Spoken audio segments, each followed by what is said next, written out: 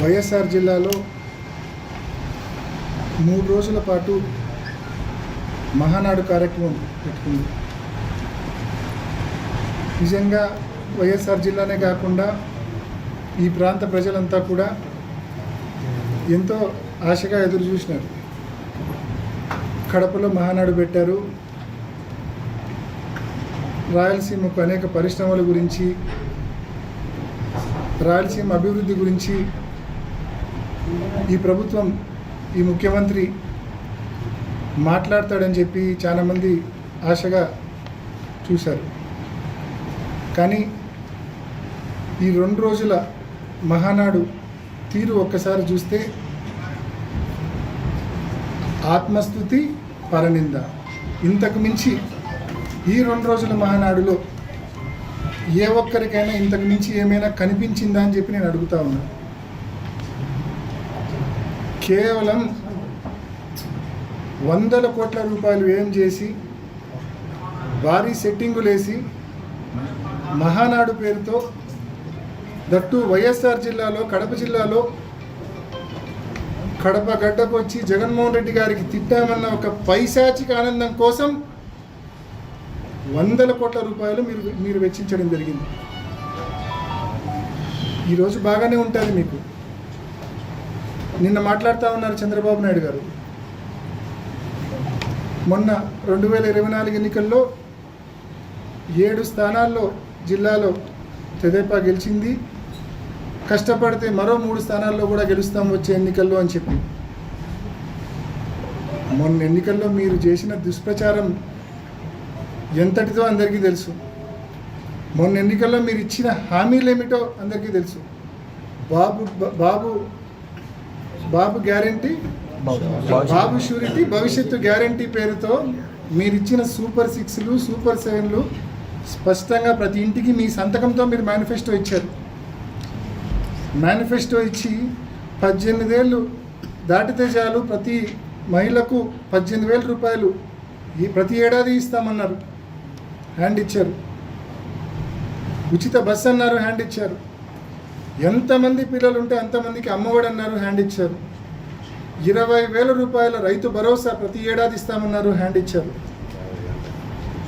50 ఏళ్ళకి పెన్షన్ ఇస్తామన్నారు, అది హ్యాండ్ ఇచ్చారు. 20 లక్షల ఉద్యోగాలు లేకుంటే నిరుద్యోగ వృత్తి అన్నారు, అది హ్యాండ్ ఇచ్చారు. ఇది మీ ట్రాక్ రికార్డ్ సంవత్సరం రోజుల్లో. ఈసారి ఎన్నికలు వస్తే 10కి 10 కాదు కదా. మీ స్థానంతో సహా ఏ ఒక్క చోట తెలుగుదేశం పార్టీ చేతికి చిక్కది ఈసారి ఎన్నికలు వస్తే. అటువంటి దయనీయమైన పరిస్థితుల్లో ఇవాళ తెలుగుదేశం పార్టీ ఉంది. సంవత్సరం రోజులకే ప్రజల నమ్మకాన్ని కోల్పోయినారు మీరు. రైతులు, మహిళలు, విద్యార్థులు ఆరోగ్యశ్రీ గాలికి వదిలేసినారు, ఫీజు రీంబర్స్మెంట్ గాలికి వదిలేసినారు. ఒక్కటంటే ఒక్క పథకం జగన్మోహన్ రెడ్డి గారు అమలు చేసిన పథకాలు కానీ, పోనీ ఎన్నికలప్పుడు మీరు హామీ ఇచ్చిన పథకాలు కానీ ఏ ఒక్కటి కూడా అమల్లోకి రాని పరిస్థితి.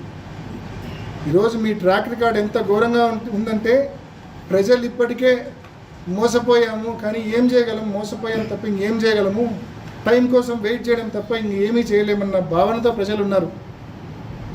కాబట్టి లెక్క పెట్టుకోండి మీ రోజులు. టైం వచ్చినప్పుడు మీకు ఎంత బలమైన దెబ్బ ప్రజలు కొడతారంటే మళ్ళీ లేవలేని విధంగా ప్రజలు దెబ్బ కొడతారనే విషయాన్ని తెలుగుదేశం పార్టీకి, చంద్రబాబు నాయుడు గారికి తెలియజేస్తూ ఉన్నాం. మరి మహానాడు సందర్భంగా నిజంగా సభ్యత మర్చిపోయి, మనుషులం అనేది కూడా మర్చిపోయి ఇవాళ పులివెందల్లో వాళ్ళు చేస్తూ ఉంది. రాజశేఖర రెడ్డి గారి విగ్రహాలకు ముఖ్యంగా పులివెందల అంబక్పల్లి రోడ్ సర్కిల్ కావచ్చు, లేకుంటే పులివెందల పార్నపల్లి రోడ్ సర్కిల్ కావచ్చు, ఈ 2 చోట్ల రాజశేఖర రెడ్డి గారి విగ్రహాల చుట్టూ జెండాలు పెడతారు, తెలుగుదేశం పార్టీ తోరణాలు కడతారు. నిన్న ఉదయం మా మున్సిపల్ చైర్పర్సన్ గారు, మరి కొంతమంది కౌన్సిలర్లు అందరూ డిఎస్పీ ఆఫీస్కి వెళ్ళి కంప్లైంట్ చేసినారు. ఇది కరెక్ట్ కాదు, రాజశేఖర రెడ్డి గారి విగ్రహం చుట్టూ ఈ మాదిరి తోరణాలు కట్టడం కరెక్ట్ కాదు. ముఖ్యంగా ఆ రెండు సర్కిల్స్లో మరీ అభ్యంతరకరంగా ఉంది. ప్రజలు అదేవిధంగా వైసీపీ నాయకులు కార్యకర్తలు ప్రతి ఒక్కరి మనోభావాలు దెబ్బతింటా ఉన్నాయి. దయచేసి ఆ 2 సర్కిల్స్లో ఏదైతే ఆయన విగ్రహం చుట్టూ తోరణాలు కట్టారో జెండాలు పాతారో అవి కరెక్ట్ చేయండి, అవి తీసేయండి అని చెప్పి నిన్న ఉదయం కోరారు. పట్టనట్లు అంటనట్లు పోలీసులేమో కమిషనర్ మీద, కమిషనర్ ఏమో పోలీసుల మీద, ఒకరి మీద ఒకరు ఏ ఒక్కరు ఫీల్డ్కి వచ్చి దాన్ని సెటరేట్ చేసే పరిస్థితి తీసుకొని రాలేదు.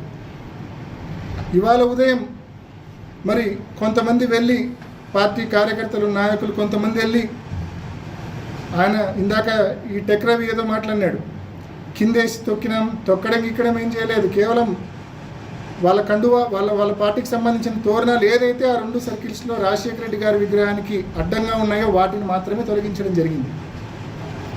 అవి తొలగించంటే ఒకరోజు వెయిట్ చేసినాం, రెస్పాండ్ కావాలా అధికారులు కానీ తెలుగుదేశం నాయకులు కానీ రెస్పాండ్ కావాలా. వాళ్ళు మనుషులే, పాపం పొరపాటున కట్టింటారులే, తెలిసి తెలియక ఎవరో పొరపాటున కట్టింటారు, వాళ్ళ నాయకత్వానికి తెలిస్తే వాళ్ళే మందలిచ్చి తీస్తారులే అని చెప్పి ఒక రోజు పాటు వెయిట్ చేసినాం.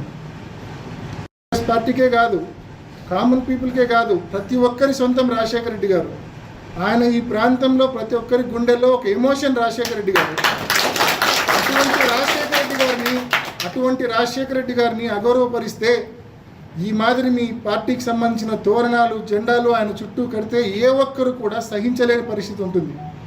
కాబట్టే రెస్పాండ్ అయినారు, తీసేసినారు. ఇవాళ మళ్ళీ మనవి చేస్తూ ఉన్నాం, ఆ 2 సర్కిల్స్లో మీరు ఏదైతే తోరణాలు జెండాలు కట్టారో అవి తీసివేయండి. అని లాంగ్ రన్ మంచిది కాదు, ఇది సభ్యత కాదు. మళ్ళీ మీరు ఇందాక ప్రెస్ మీట్ పెట్టి నీతులు మాట్లాడుతూ ఉన్నారు, మీరు చేసిన తప్పుకు కారణాలు వెతుకుతూ ఉన్నారు. ఇది తప్పని ఒప్పుకో హుందాగా ఉంటుంది, తప్పని ఒప్పుకోకుండా కారణాలు వెతుకుతూ ఉన్నారు. ఏమంటా కారణాలు? అనంతపురం జిల్లా నుంచి వస్తూ ఉన్నారు, వాళ్ళకు భోజనాల కోసం కనుక్కోవడం కోసం ఈ మాదిరి ఆ 2 సర్కిల్స్లో తోరణాలు కట్టామని అలివి కానీ అర్థం కానీ సమాధానాలు అని ఇస్తూ ఉన్నాడు. ఏమన్నా లాజిక్ ఉందా అండి దాంట్లో? భోజనాలకు దారి ఇది, మహానాడుకు వచ్చే వాళ్ళకు భోజనాలకు దారి ఇది అని ఒక సైన్ బోర్డు పెడితే చాలు కదా. ఆ మాత్రం దానికి రాజశేఖర రెడ్డి గారిని అగౌరవపరచాలనా? ఆయన విగ్రహం చుట్టూ ఈ మాదిరి తోరణాలు కట్టాలన్నా జెండాలు కట్టాలన్నా? చేసింది తప్పు, మళ్ళా ఆ తప్పును వెనకేసుకొని రావడానికి ఇటువంటి దొంగ కారణాలు దొంగ సాకులు వెతుక్కుంటా ఉన్నారు. ఇంకా ఏమంటారు, ఈ 11 నెలల్లో ఏ ఒక్కరి మీద కక్ష సాధించలేదని చెప్పి మాట్లాడుతూ ఉన్నారు. ఈ 11 నెలల్లో ఈ 12 నెలల్లో ప్రతిరోజు ప్రతి గంట ప్రతి సెకండు పోలీసులను అడ్డం పెట్టుకొని మీరు దద్దమ్మ రాజకీయం చేసినారు.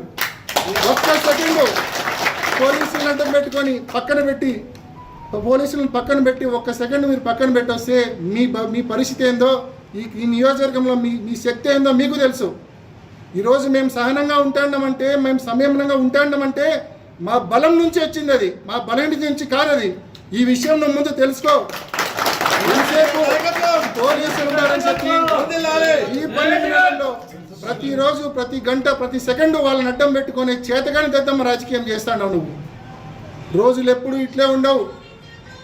ఈరోజు సెల్యూట్ కొట్టే పోలీసులు 4వ సంవత్సరం వస్తే వైసీపీ అధికారంలోకి వస్తుంది అనేది అర్థమవుతుంది కాబట్టి వాళ్ళు న్యూట్రల్ అవుతారు. వాళ్ళు న్యూట్రల్ అయినప్పటి నుంచి నీకు మొదలవుతుంది నీకు గేమ్. ఈరోజు రాజకీయాలు అనేటివి అనే లాంగ్ రన్ ఆలోచించాలా, సభ్యత సంస్కారంతో చేయాలా. కక్ష సాధింపు రాజకీయాలకు నిజంగా లాస్ట్ 5 ఏళ్ళు మేము చేసింటే వాళ్ళ పరిస్థితి ఏ రకంగా ఉండేదో ఒక్కసారి ఆలోచించమని కోరుతా ఉన్నాం. ఈరోజు లాస్ట్ 5 ఏళ్ళు మేము ఆ మాదిరి చేయడం తప్ప, లేకుంటే ఇప్పుడు సంయమనంగా ఉండడం తప్ప అర్థం కాని పరిస్థితి. నిజంగా ప్రతి ఒక్కరికి కూడా ఈరోజు నేను ఈ ఆఫీస్కి వచ్చే సమయానికి ప్రతి కార్యకర్త కూడా విపరీతమైన ఎమోషనల్గా ఉన్నాడు. రాజశేఖర రెడ్డి గారికి ఈ మాదిరి మరి అగౌరవంగా వాళ్ళు ట్రీట్ చేసినప్పుడు మనం సమాధానం చెప్పాలని నేను ప్రతి ఒక్కరిని మనవి చేస్తూ ఉన్నా. సంయమనంగా ఉందాం, సహనంగా ఉందాం. మనకు ఈరోజు తగిలిన దెబ్బ మర్చిపోం. ఎంత బలంగా దెబ్బ తగిలిందంటే ఈరోజు రాజశేఖర రెడ్డి గారిని అగౌరవపరచడం అంటే మన ఇంట్లో మన పెద్ద దిక్కును అగౌరవపరచడం. ఈరోజు రాజశేఖర రెడ్డి గారిని అగౌరవపరిచారు. మనకు కోలుకోలేని నిజంగా భరించలేని బాధ దెబ్బ కొట్టారు. కానీ ఖచ్చితంగా ఈ దెబ్బకు ప్రతిఫలం ఇద్దాం, సమాధానం ఇద్దాం. సమయం సందర్భం వస్తుంది ఖచ్చితంగా. వీళ్ళ మాదిరి సభ్యత సంస్కారం పోగొట్టుకొని కాదు, అవన్నీ నిలబెట్టుకొని వీళ్ళకి సమాధానం ఇద్దాం మనం. అంతవరకు ప్రతి కార్యకర్త సంయమనంగా ఉండాలని, వారి కవింపు చర్యలకు, రెచ్చగొట్టే మాటలకు ఏ ఒక్కరూ రెచ్చిపోవద్దని మిమ్మల్ని అందరినీ కూడా సవినయంగా నేను పేరు పేరున ప్రతి కార్యకర్తను మనవి చేసుకుంటూ, ఇవాళ మరొక్కసారి ప్రభుత్వాన్ని, అదేవిధంగా అధికారులను ముఖ్యంగా మనవి చేస్తూ ఉన్నా, తెలుగుదేశం నాయకులను మరోసారి మనవి చేస్తూ ఉన్నా.